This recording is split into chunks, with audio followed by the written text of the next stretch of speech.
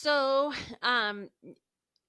for people who maybe haven't done traditional or whatever, when I started, it was a different publishing world. My first book came out in 2011, and self-publishing was just starting that boon. I think the big explosion was 2012. So in 2011, when my first book came out, it pretty much was still mostly the traditional path. And so that's what I did. And I don't have any regrets because it was a great learning experience working with all the editors and all that kind of stuff and seeing how much work it takes to bring a book to market. And I got cool opportunities. My books were published in foreign languages, so I sold foreign rights. Also sold audio rights and oh, and Nightwalker went mass market for a while, so it was in all the Barnes and Nobles and things. Welcome back to Rae's Corner. I'm so excited for my next guest today. And this is a running theme. I have yet another one of my amazing friends on the show. I'm super excited to have a chat with her and catch up on everything that she's doing. If you don't know this amazing author who writes like some of the most sexiest paranormal romances you will ever read, just saying, like modern day pirates, like werewolves, like I'm just saying. Okay. But anyway, if you have not read Lisa Kessler's books, you're in for a treat because she's just an all around wonderful person and has so many things going on that it'll like boggle your mind.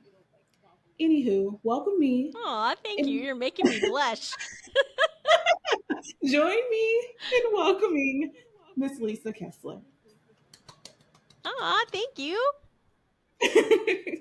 Thanks for coming on. So again, I'm saying like you do a lot of things, and it's really exciting to see your journey as you go on. And I came into it late, obviously, because I discovered you during COVID when it first started, because everybody had to take a pause and kind of sit down. And Right. I hadn't been reading regularly for a really long time, and then I just kind of started voraciously picking up all these books, and you were one of them. And then we, ended up Yay. writing together and stuff. So it's been a very fascinating time. But to the vein of like kind of taking a pause, this year started kind of interestingly for you because you had COVID twice in the month Yes, super fun. in January. How was Yeah, like it was quite the how way to was it kick trying off this year. trying to navigate the beginning of the year while like healing and making sure you rest? Like how did you go about doing that? That was hard because not only am I a writer, but I'm also a tarot card reader. And this is when I do year ahead readings. So December and January are the only times that I offer these readings. So I'm extra busy compared to the rest of the year with those. And so here I am. Luckily, all the readings are over Zoom, so I could not give anyone Yeah. COVID. But there I am trying to give them a reading, and I've got all this pile of Kleenex. I'm like, I'm so sorry. But, but but I got them done. Um, and plus, I was working like a mad woman to get the guidebook for the new practical tarot deck that I'm putting together finished, because I did at the end of the year sign a nonfiction book contract with Beyond Words Publishing, Yes. and they love the deck, but they were hungry for that guidebook. So COVID, I do not recommend, by the way, but it has these waves of fatigue where, I mean, it was like triggering my anxiety, the fatigue, because all of a sudden I'm Yeah. standing up and all of a sudden I'm like, if I don't sit, I'm going to just lay down here on the kitchen floor and sleep. It was unsettling, the fatigue. So it made it tricky trying to get this guidebook done. So finally, I just did like tiny snail pace. And then finally, one day I felt okay enough that I just powered through and finished the end of it. So that's all turned in now, and the COVID's gone now. So now I feel ready to hit the ground running for 2024 as I head in, So anyway, It only took it's 2 been not months to fun. get there, but it's Right, fine. right. But I was gonna bring up the tarot a little bit later, but like that is a big thing. That is how you start your year. Like it's how you end and start your year because you're Yes. doing those year ahead readings. And Mm-hmm. so you mentioned the practical tarot deck and guidebook that you've been working on, and I just kind of wanted to know if you could touch a little bit on that started as a Kickstarter situation, and then Mm-hmm. ended up going into contract negotiations after kind of shopping it around a little bit to broaden how you get it out to the public. So, how has the whole Kickstarter nonfiction publishing contract situation? How has that been? Because that's a whole different beast than fiction. Yeah, yeah, it was wild. So so it's interesting how my worlds kind of converged, but and part of that I totally blame on the word makers where we all write together. But I have always, my whole writing career, kept my metaphysical career very separate from the writing, and back before COVID, I could do readings and teach classes and stuff in person at the different metaphysical shops. But COVID happened. And Mhm. so the word makers became my guinea pigs for teaching practical tarot over Zoom instead of in person. And after it was over, everybody's telling me how I should write the book of practical tarot so that people can learn to read cards intuitively and not have to memorize. So Yeah. that was where the inkling of the idea happened. And I actually wrote a nonfiction book proposal with my agent at the time, and she helped me and gave me a framework of what to do, and we did it. And then she and I broke up because she didn't really do nonfiction, and I've been trying to get out of publishing contracts so that I could just be indie. So there really wasn't a need for us to work together anymore, although we still love each other. But anyway, so there was a breakup. And then in the end, I got Rebellious friend. some nibbles. Yeah, yes, we're still friends. Um, but I got some nibbles, but no takers. So I set it aside and I wrote, I think, 10 more books, fiction books. And then I don't know what happened in 2022, but I try to stay really plugged into the universe and my intuition, and so I try to listen. And for whatever reason, I pulled up that practical tarot book again, and I thought maybe it would be better if there was also a deck. And I've never designed a tarot deck and I'm not an artist. So I thought, well, that's impossible because not an artist. I don't even know how I would go about it. But the universe just kept nudging me. So I reached out to my cover designer for my fiction books and told her about my idea. And was that too far out of her wheelhouse, because she does amazing book covers?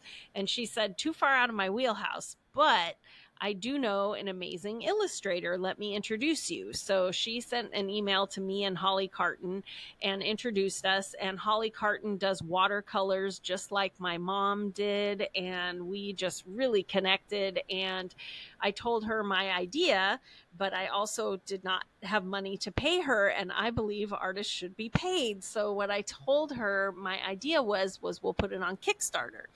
And so Mhm. she agreed and made 5 cards, and off we went. And you know what? That first Kickstarter didn't fund. Heartbreaking. It was so close. And on Kickstarter, if you don't hit your goal, you get nothing. It's just over. Mhm. And I had worked so hard trying to get the word out and pumping this out. And I just thought, oh my gosh, it didn't go. And, you know, everyone has this ego inside of them which tells you mean things. It's like your mean internal editor. And when I realized it wasn't going to fund, my mean internal editor was saying things like, how embarrassing, and you did everything Hmm. you know how to do and it still didn't work, and all this stuff. And I just kept thinking, but I really think the universe wants this, so the timing must be off. And that really shut down that internal editor, because there was nothing she could say to that. And I was just like, I think the timing's off. And then Ken, my husband, starts doing the math on my Kickstarter, and he's like, even if this had funded, if it had overfunded, you would have been fine. But if it just funded at this amount that you had in there, you don't have any shipping in there for shipping these things. I'm like, what? And Mm. everyone who knows me knows math is not my thing. Um, I'm like, I what do was you told mean? there would be no What? math. Yeah. What? There's no shipping? Um, so as crazy as it sounds, what I ended up doing was I regrouped and I thought, I know it's good. I know people believe in it.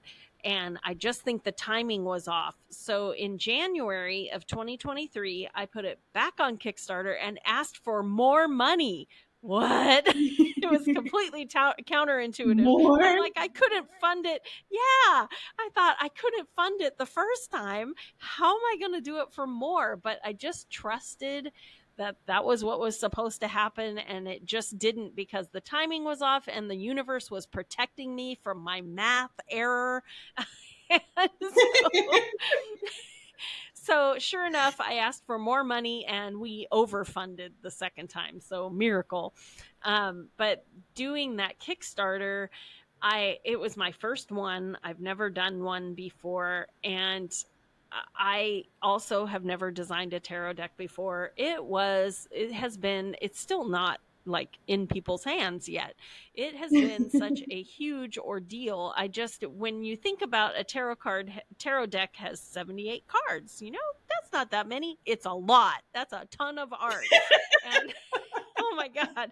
And Holly and I were going through, and I mean, we would do like 3 rounds of edits on every card, because I really want the cards to be intuitive down to the colors, the symbols on there, everything. And we also really wanted it to be inclusive and diverse. I want everyone who picks up that deck to find at least one card that's them, that they can relate to. And so it took a long time. So we didn't finish the deck, I don't think, until December. And so then the deck was done being designed. But in November, or I guess October, the deck was almost done, and it was so gorgeous. And the Kickstarter money will pay for 250 decks, and then we're done. And I just kept looking at that artwork and just going, dang, it's just going to be over. 250 decks, goodbye, and that's it. So I pulled back out all my rejection emails from the 3 publishers who had been very interested in just the book. And Hmm. I emailed them with pictures of the deck artwork, and 2 of them got right back to me, very interested, and we did some more back and forth, and finally I got it down to 1. And then I had to negotiate my first book contract ever, scary, and we did that. It took all the month of November. So I guess the super long story short is that it threw all my fiction out the window for the second half of 2023. I have 2 unfinished books that I started and haven't finished, and everything has gone into this tarot deck. But I have successfully not beat myself up about it, because I do feel like divine timing, everything's happening when it's supposed to. I just have to trust it and go with it.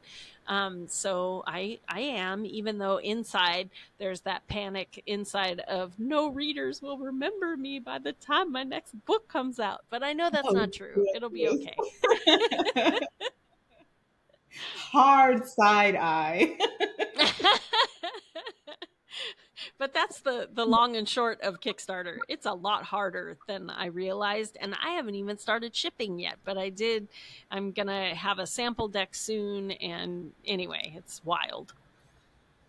That's really exciting though, because there are a lot of people out there, and there's so much you can do on Kickstarter that people who like sometimes you look at something, you're like, oh, it'll probably be hard, but it might not be that hard. And then you get into it and you're just like, why did I do this? Yes, so many So hearing steps. your experience, yeah, like we never really understand that when we're looking from the outside in. We're just Hmm. seeing kind of bits and pieces of something. But you Right. had mentioned how different your nonfiction contract situation was. One, you had to negotiate that yourself because you had become friends with your editor instead of still dating them. Yes, me and my So rather agent your are agent, just friends now. rather your agent, y'all were like, we're just better as friends. It's fine. Um, but you had to do that contract negotiating by yourself, which is a difference in itself. But um, how? What's the main thing that you saw that was kind of different as far as like nonfiction publishing, as far as you are into it, from like fiction publishing? Because you also have traditionally published books, which we'll get Right. to going back indie later. But Well, writing is totally different. It's totally different animal. Um, and I'm sure it's because I've done so much fiction. I trust myself. So that internal editor is pretty silent. I know, what needs to happen. I know if something's good or if it's getting slow and I need to boost things up. I know how to do it. I have, I think, 46 books out, and I know beginning, middle, end, so I feel I have a confidence level. And tarot, of course, I'm very confident. I've been doing that forever. However, writing nonfiction, my internal editor is like, why, hello, it's been a long time. Let me tell you how boring this is and how no one cares. And so I really struggled at first to get the sentences out. I'm like, shut up. But she's in there going, this is so boring. No one cares. Who are you to tell people about tarot? I'm like, stop. I've been teaching this forever, but somehow writing it down in book form has been a chore. Hopefully, if I write more nonfiction, that too will get easier. I mean, rationally, I realize that that's probably true. I just haven't done it before, so I don't know the pacing or whatever. But that has been wild because I wasn't expecting it. I thought, I know how to write a book, but this nonfiction thing, she's like, why, hello, it's been a long time. Um, so, so anyway, she's back to full time work.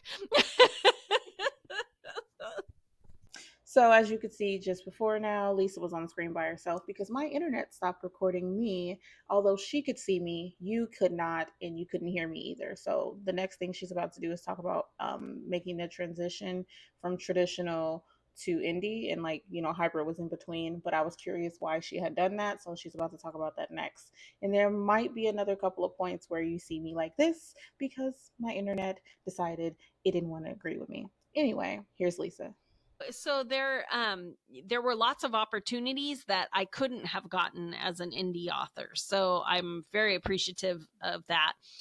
However, as time went on, uh, I did want to learn about indie publishing because I just think you should learn everything you can. And so I thought, okay, I'm going to publish an indie project. I'm going to do the Muse Chronicles. And so that was my first indie project. So I hired my editor who I had met at the publisher, but she left to go freelance. And so I hired her, and I found book covers that I loved, and found that cover artist and used her for the covers. And I really loved the freedom. When you're indie, you really are your publisher. So you get to decide price breaks, sales, all that kind of thing. You get to decide the cover. If the editor throws something in that you feel really strongly not, you don't have to do it. Um, So when I started out, it was my first book came out in 2011. So indie publishing really it had started, but it wasn't like a breakout thing yet. 2012 was really when all the big guys all of a sudden took off. So my first few books came out from a publisher, but I think, when did the Muse Chronicles? So I did my first indie series that I did myself was the Muse Chronicles, and I think the first book came out in 2016. So I had just missed that bubble. Mm-hmm. Dang it. But I wanted to know how to do it.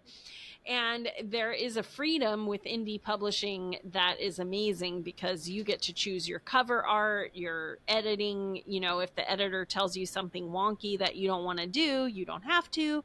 You get to pick your editor, hire your editor, and work with them. You can choose, if you do, what kind of marketing you want. You can put things on sale. So anyway, I really enjoyed being indie. But I still had more contracts with the publisher also. So I had written, let's see, 3 series with a publisher. And I just finished in 2023, I finished my final book with the publisher. So now I can be completely indie. And I did that because I really enjoy the control.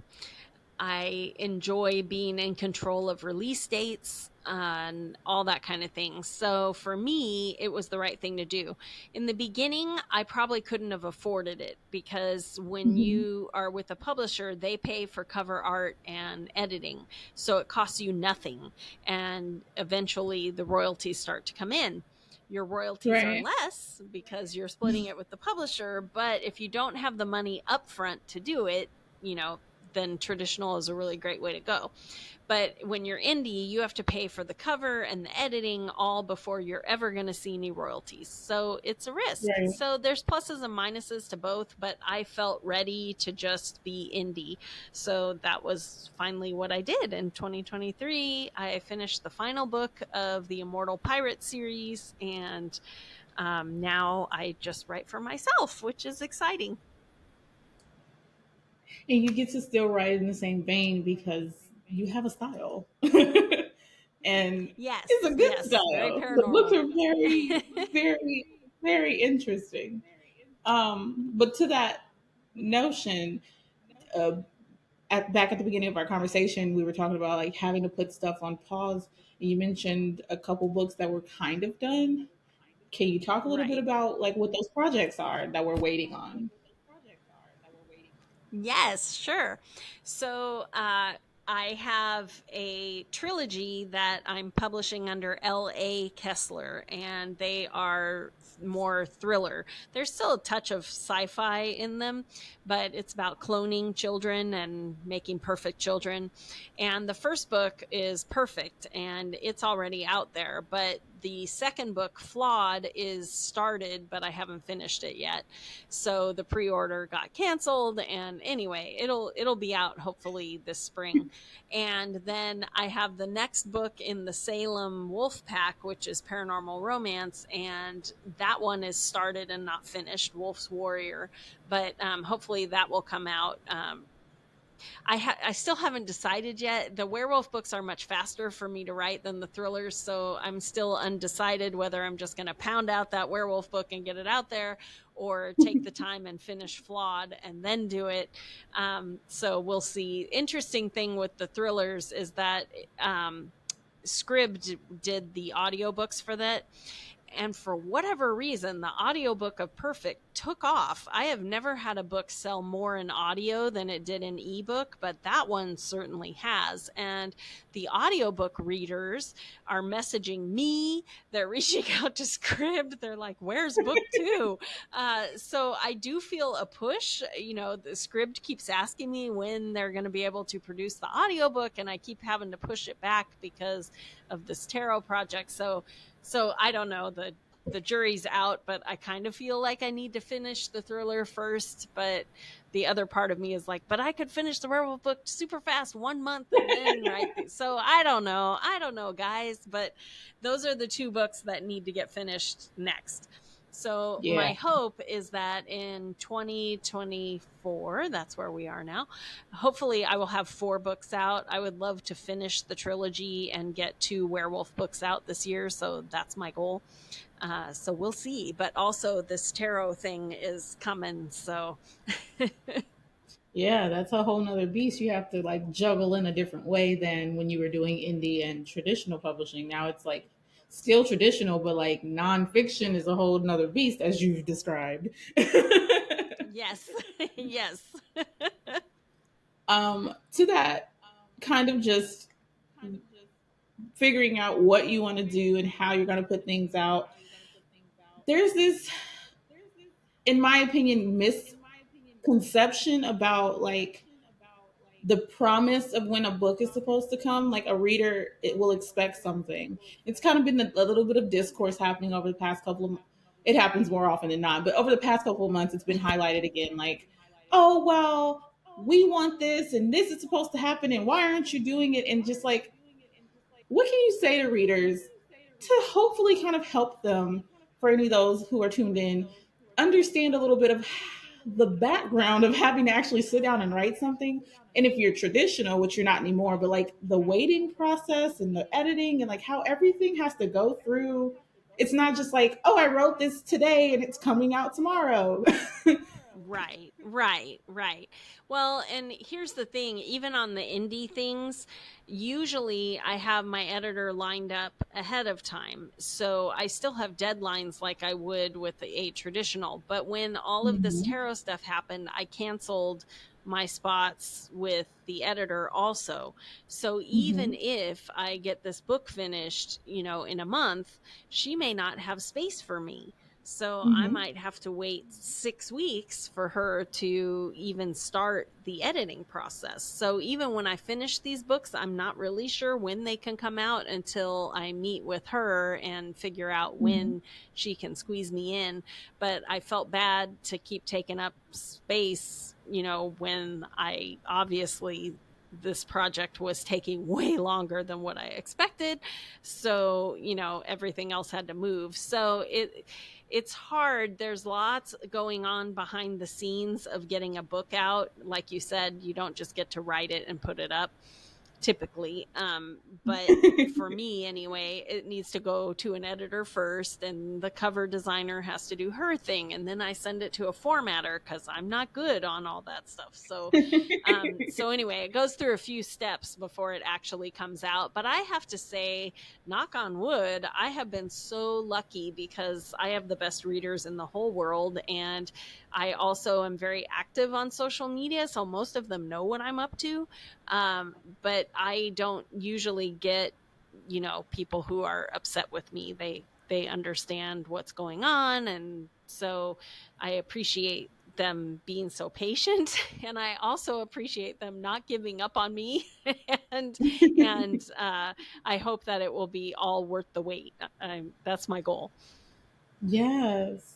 I want to shift gears and play a couple of games. Okay, I'll Before we try and start, play nicely. you no competitiveness needed. It's all about you and your thoughts. Okay, um, okay, I'll try not to be nervous. Before we go through with one of the ones that I've decided is going to be a favorite, do you have any books near you? Yes, I have my new, or wait, this isn't the new one anthology collection. This is the one from last year, but I was formatting the new one that just came out, and I'm trying to do the paperback, and I do these myself, so I can't get the cover the right size for some reason. So anyway, this is sitting right there because I was trying to go, what did I do different on this one than this new one? So anyway, that's what I have handy right here. If you need it. Yay! Okay, so Yeah, I put let's all for the other those who books can't away. So this one. for those who can't see it, what is this book that you are holding up? It is called After the Happily Ever After. This is volume 2. There's 11 short stories in there. So I have a Patreon, and every month my patrons vote and pick characters to get the spotlight. And so every year I put out a volume of After the Heavily Happily Ever After, just so that people who aren't on my Patreon can know what's up. Because let me tell you, there are series crossovers that happen in these. There are babies, there are weddings. I'm like, what is even happening? I have to keep so many notes on what's happened to people in all the short stories.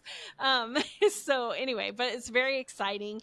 And they always pick fun. I'm always amazed at my patrons, because I wouldn't have even thought to do it, but like in this volume 2, they wanted to know what's up with One-Eyed Bob from the Sentinels of Savannah. He was the cook, so he never even got a book. And they're like, tell us what's up with One-Eyed Bob. And it ended up being a wonderful story. So who knew? But all kinds of things that I wouldn't even think of on my own, the patrons ask for it, and I'm like, why is that? And so anyway, it makes the worlds a lot bigger. And if you have favorite characters, if you're on my Patreon, you can get them to get more stories, so you can find out what's been happening to them since they had their happily ever after. There's a little plug. I was going to ask you about Patreon a little later, so we'll come back to that. But Okay. I want you to flip to page Oh, 45. okay. 45. And when you get there, Okay. I want you to read the first quote on the page. You are not going to believe this. I'm going to show you just for proof. But page 45 is the story from One-Eyed Bob. What? Randy, I did not know. I don't have my how did copy you of do that. So that? I didn't. That is wild. Wild. Okay, Okay, universe, I see universe. you. Okay. So you want the first quote, like something that they say out loud, Uh or huh. just the first sentence? First quote that they say out loud. First quote. Okay, first quote that they say out loud is, sorry, lass, it's closing time. Well, since this is the beginning of the story, obviously I need to know what's happening. What did that? What was that quote about? Well, let's see. One-Eyed Bob is trying to close up for the night, and she is there drinking way too many Mai Tais. And I believe this woman turned out to be the heroine of the final book in The Captain's Curse. She came back to Sedona for New Year's Eve, and she's heartbroken. And One-Eyed Bob makes friends with her, not knowing that she's heartbroken because Captain Flynn ghosted her. So anyway, so the patrons knew that Sheesh. this is going to be the heroine of that final book before anybody else did. They got to meet her first. I love this game because you never know what random quote you're gonna get, but like the story behind Right. it can be so interesting. So we have another reason why people should sign up for your Patreon because they knew way before everybody else. Yes, yes. Just It's saying. I'm funny just saying. because I don't plot, so a lot of times Patreon, the short stories will jiggle something, and I'm like, "Oh," because I when this came out, I was still working on book 6 of the 8-book Yeah. series. So when they asked for One-Eyed Bob, I was just like, well, I guess New Year's Eve at Bob's Seafood, he owns a restaurant. And so when this character showed up, I realized that she was there because the captain broke her heart. And I didn't get to write that book till a year later. But the patrons it was their fault because that's where she came from. Like that is what happened. That is what happened. Pantsing Yep. a book is a whole beast because you will literally be like, I had no idea this was coming up. Literally. Mm-hmm. Yes. And your I brainstorming love when sessions have been interesting. Yes. I love when I see reviews that say, "Ooh, a trademark Lisa Kessler twist," because I always think no one was more surprised than me. And it happens like that. Mhm. One of the other games I want to play is Okay. I don't really know. I don't have a name for it yet, but basically, I'm curious if you could name a couple of books that you think that could be really interesting TV series or movies that aren't yours. That aren't mine. Okay. Um, well, Kelly Armstrong's Canesville series. It's an urban fantasy series. That would be a really cool. It would be a really cool TV series. It has lots of omens and things, and she also pulls in the old research that the CIA did on trying to hypnotize people to make them into Mm. assassins. And it pulls in all of that stuff. And she lives in this town called Canesville, where magical things happen because there are people who had crossed over the veil before the human world and fairy world split, and they all stayed in Canesville. So the people around her aren't exactly human. So anyway, it's a really great series and very twisty turny. And at the end, they're bringing in a whole bunch of fae creatures. I just think it would look really cool on TV. So that would Yeah, be my first it one. You sounds want really two? cool. Yeah, give me another one or two. Okay. Another one is I love horror and I love to be scared.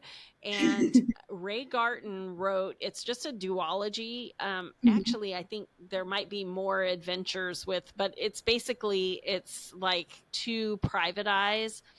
And he wrote, I write werewolves, but my werewolves are sexy paranormal romance werewolves.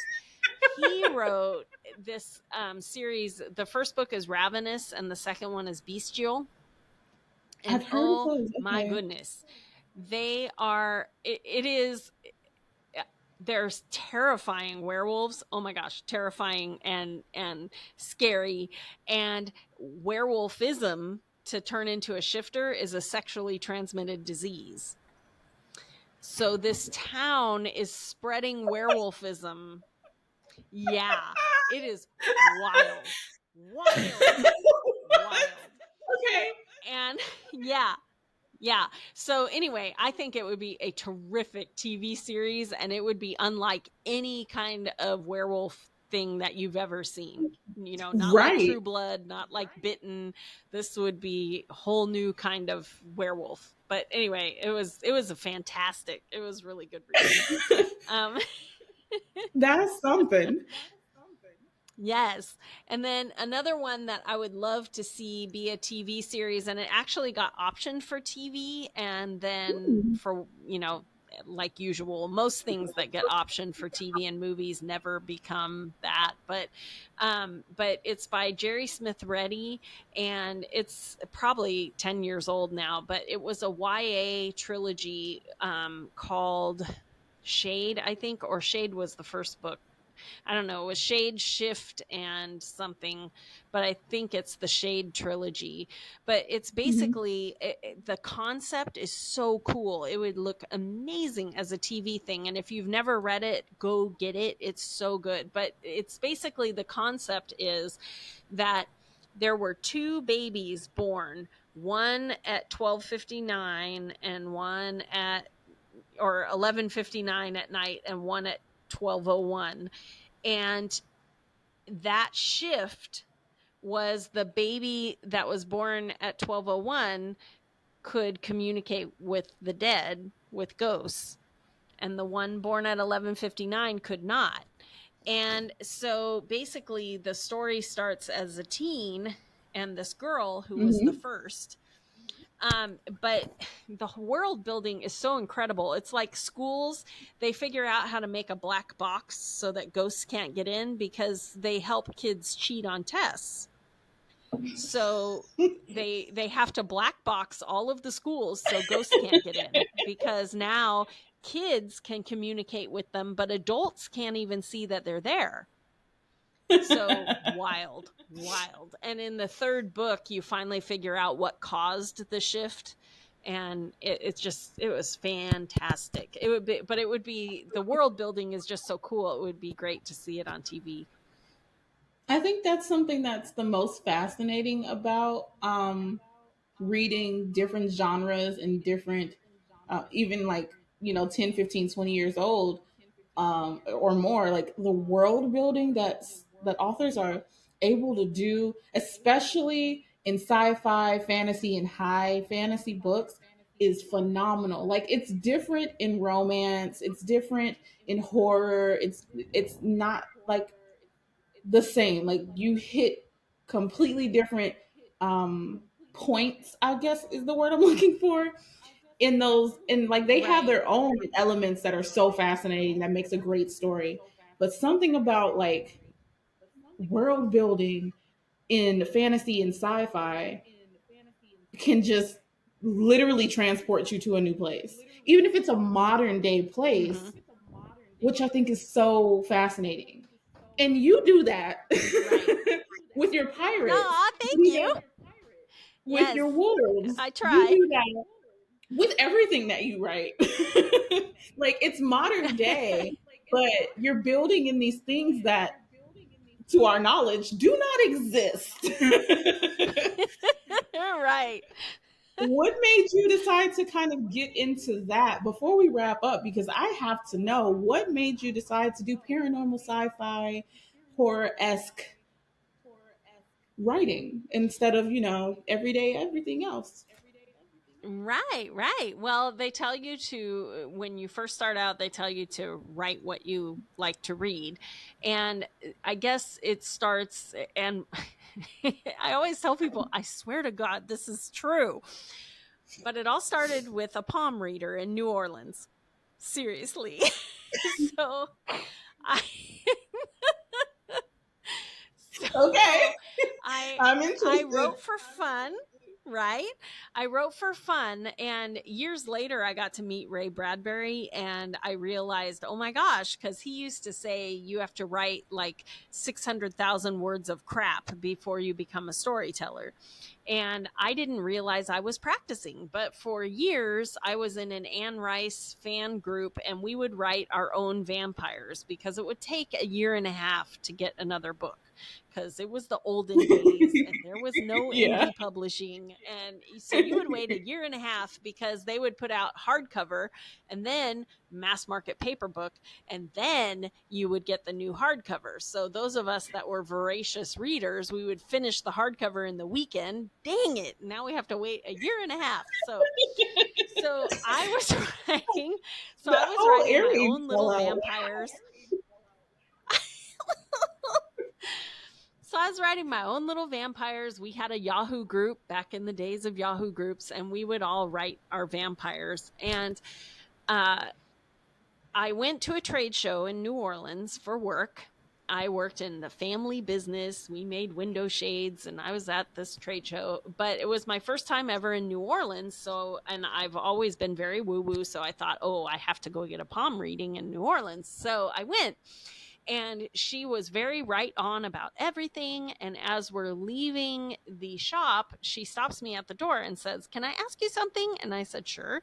And she said, "Are you a writer?" And I said, "No, I sell window shades." And then I thought about it, and then I go, "Well, I write for fun every night, but I'm not a writer." And she smiled and she said, "Oh, you're going to be a famous writer someday." And I was like, "Excuse me?" So I leave the shop, and the whole way walking back to the hotel, I'm thinking, because I read everything I could get my hands on, but I felt like as I'm walking back to the hotel, could I write something long enough to be a novel? Could I write something that long? Because I write the little vampires for fun, but there's not, that's not a book. So I couldn't stop thinking about it. And 6 months later, the first draft of Nightwalker was written. And Nightwalker was originally written as a horror novel. And I didn't know if I was good. So I started writing horror short stories and tried to get them published. And I got a few published in different horror magazines. And one got made the finals for a Bram Stoker Award. So then I was like, okay, I must not suck. So maybe I'll start shopping this book. And then horror kind of took a dive, and so I had an agent, and she, at that time, this was a different agent than my other agent, but my first agent said, if you can take out a little bit of the blood and gore and maybe make him a little bit less scary and have it have a happy ending. And actually, my mom gave me a Christine Feehan novel, which I had never read, but my mom said, these vampires are sexy. And I was like, okay. So I read that, and I was immediately addicted. I read so many of Christine Feehan's Dark series. Oh, anyway, it was a fever for a while. And but then I thought, okay, I think I can do this. I can make this more romantic and a little less bloody. And that was kind of how I fell into paranormal romance. But what I love about paranormal romance is I always try to make the real parts as real as possible, because I like it to feel like, well, everything else is so real. Maybe vampires do live in San Diego. Maybe pirates are still walking around Savannah, Georgia, and, look like everyone else. So that's what I always try to do with my paranormal romances, is I try to make the real part as real as possible, so that little leap of faith is not very far to go, maybe werewolves do live in Lake Tahoe. They could live there. You never know. It's just a little Never fantastical, and know. there are plenty of things that we put our faith in. we can, Right, exactly. it's possible. How many times do they find animals that we thought were extinct, right? I mean, How many you never animals did they know. find during the pandemic when the world was shut down? Right. New ones that they discovered in the ocean. I'm like, yeek. Put it back. Put it back. Yes.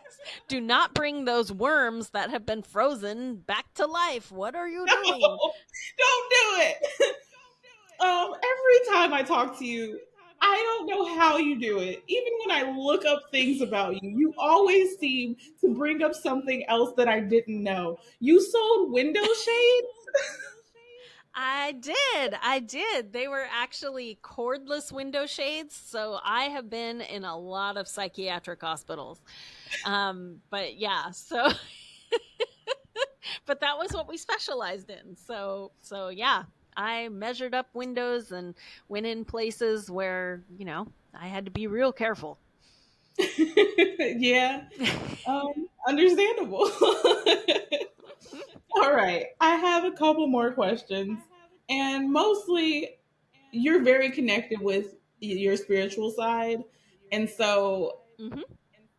guiding you forward, what is something that you think, like, what is a feeling that you have for your writing career and the things that you plan to do that, like, is just intensely overwhelming you right now? Uh, well, I have so many ideas, and I often worry that what if they don't happen? I have so many ideas floating around. I have an urban fantasy trilogy that I really want to write about sirens who refuse to kill, so they get banished to Las Vegas um, to go die in the desert. I've already written like the first 10 chapters. They own a bar there called Sirens, and people, when they sing, people are drawn in, kind of like Fantasy Island. They're drawn in. They don't know why, because of Lisa. their voices. Yeah, it's a really cool trilogy. And so I want to write that. And I also have had for a few years this idea, he just won't go away, but it's a vampire named Gideon, and it's kind of futuristic. Vampires are out. but there are bike clubs that people go to, and the bike We clubs, know people. right? Well, the bike clubs are a high for a human, and it keeps the vampires from having to kill. But there have been secretly some deaths going on, and there is a human woman whose sister has been killed from a Mm. vampire club, and she starts her own underground podcast. Her producer is a vampire who wishes he wasn't in the friend zone. Um, but anyway, Gideon is the enforcer because only vampires can police vampires. So he's been investigating things that are going on, but he gets wind of her podcast, and her vampire producer is very concerned that Gideon will come kill her. So her podcast gets really dangerous. But of course, Gideon's going to fall in love with her. Anyway, It has that to one's be floating that way. around and won't go away. It has to be Right? that Right? way. I'm I'm But fascinated. You kind of have to what's write holding that. me off. I know. I can't wait. I haven't written vampires in so long. I can't wait.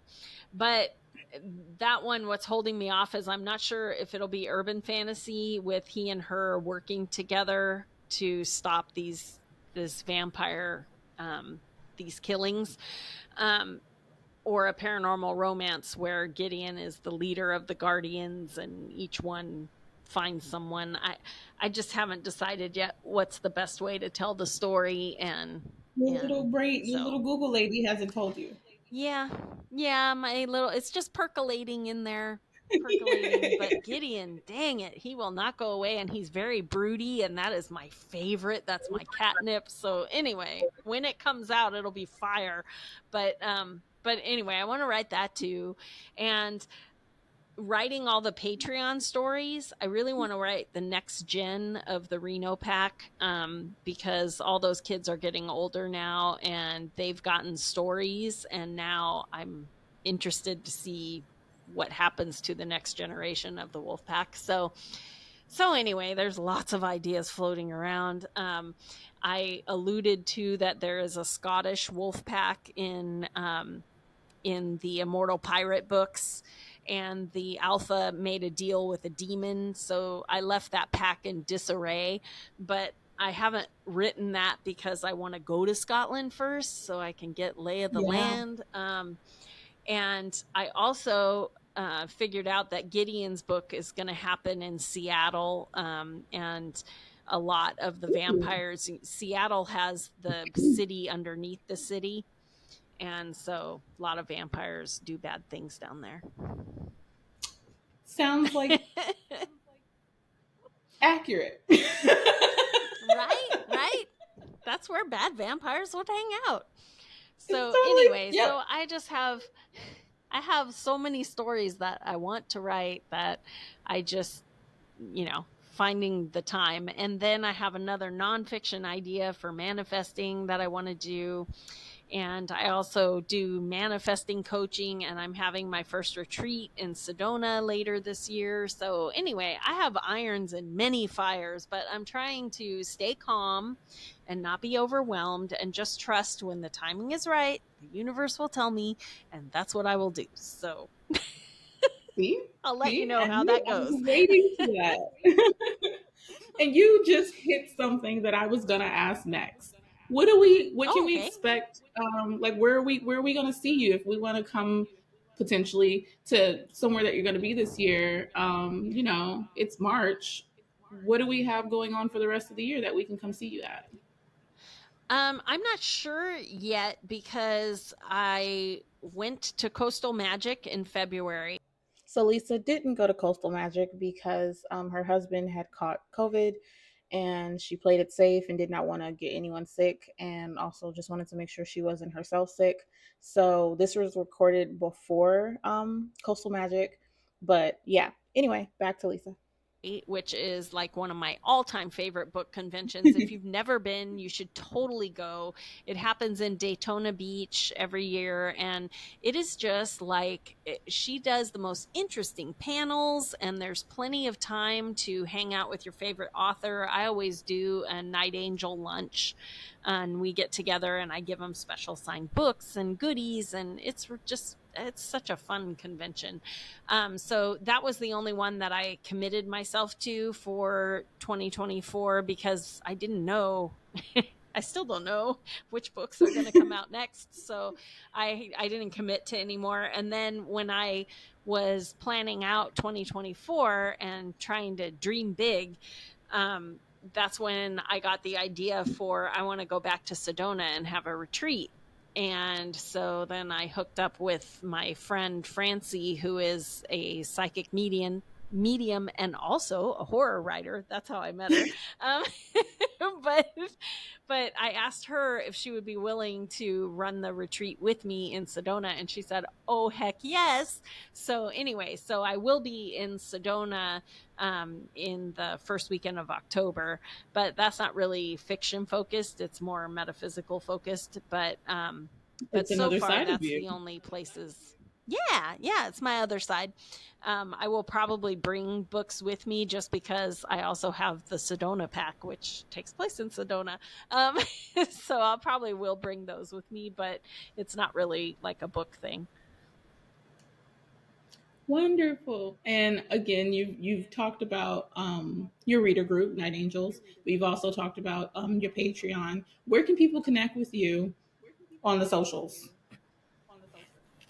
I'm pretty much everywhere. I'm on, let's see, Twitter or X, whatever. I hate calling it that. It's Twitter. Anyway, I'm on Twitter and also Instagram. My handle is LDY Disney. And I'm on Facebook and also Threads, although I'm not very active on Threads, but I am there. Uh, and I have TikTok where I do free tarot readings every week, but I do put book sales and stuff over on TikTok also.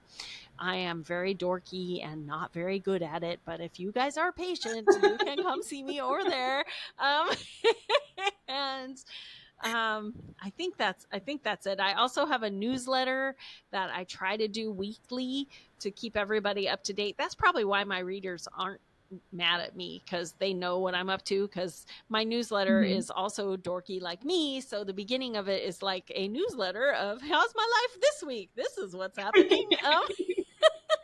And for a while, I thought, Lisa, this is so silly, but I get so many nice notes from people who hit reply and tell me about their week, so that's fine.